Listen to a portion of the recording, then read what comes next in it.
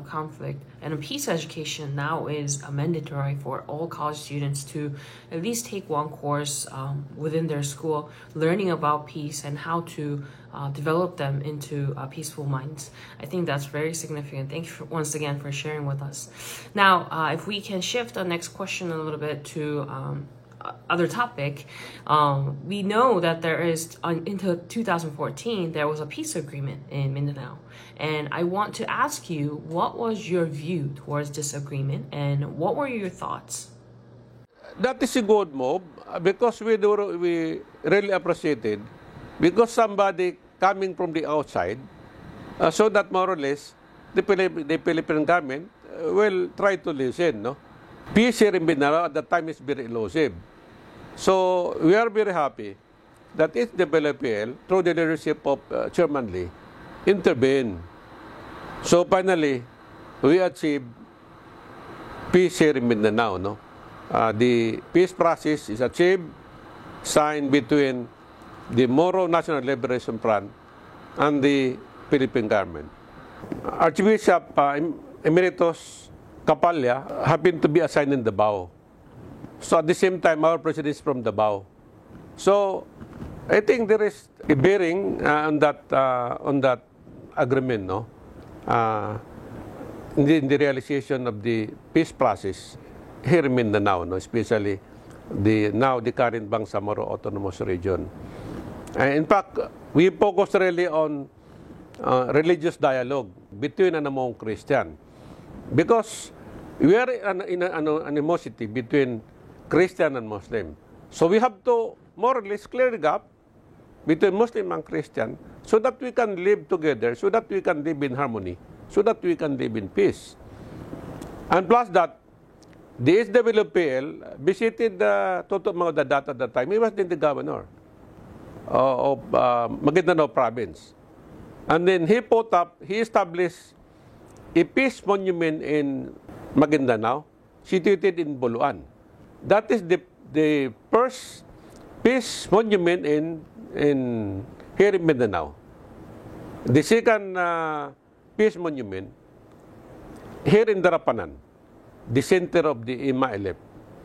So I think the peace agreement, the collaboration between the religious hierarchy headed by Reverend Capalla and the leaders of Maguindanao is really something to do with the peace process. It really helps the peace process here in Mindanao. Thank you for your answer. Now, next question, we want to ask you about what are some evaluation of the chairman of HWPL and HWPL itself, especially in Mindanao and Cotabato City. Well, the evaluation is really positive because young people now, they really wanted to take peace and development courses. No? Before, most of the military officers, including police officers, they prefer to take either Master in Public Administration or to take Doctor in Public Administration. But then with the offering of peace and development courses, because according to them, we cannot address the conflict in Mindanao through the barrier of the gun, but then we can achieve peace through peace education. That's why that is one of the contribution of WPL here in Mindanao. And at the same time, Chairman Lee used to roam around Mindanao. He used to shuttle between Maguindanao, Buluan and Cotabato, Davao and Cotabato, and other parts of Mindanao. I really appreciated the gesture of Chairman Lee because he's not afraid to roam around Mindanao in spite of the presence of some lawless elements in the area. But then he did not have a second thought to roam around Mindanao. That's why the contribution of Chairman Lee is very, very huge in terms of the peace process. In fact, he was well received in Darapanan when he visited Darapanan. And then when Chairman Lee visited Maguindanao, he was a VIP, very important person in Maguindanao. And then also when he visited Davao, he was well received in Davao. That's why the contribution of Chairman Lee is very, very, very important, no, in terms of the peace process. Thank you, Dr. Damang, for sharing your insight and also evaluation from the student side and also the regional side. I think I cannot stop commenting on how inspiring it is, how you mentioned that the view of students are changing because of the education they're receiving is now on peace and development more in depth. I really think this can be a change maker for our future generations. Thank you once again for your sincere answer. Now, our question is, what kind of work are you currently doing with HUBPL and what are some plans that you have with HUBPL? Well, my work now, I'm already retired. My mobility is hampered because of this COVID-19. But then nonetheless, I talk with the current president now, President Derna, the president of Cotabato State University. You have to improve the program because you have to reach out the participants of the HWPL through the offering of the distance learning on peace and development. Because as we know, several thousands attending the peace conference in Korea.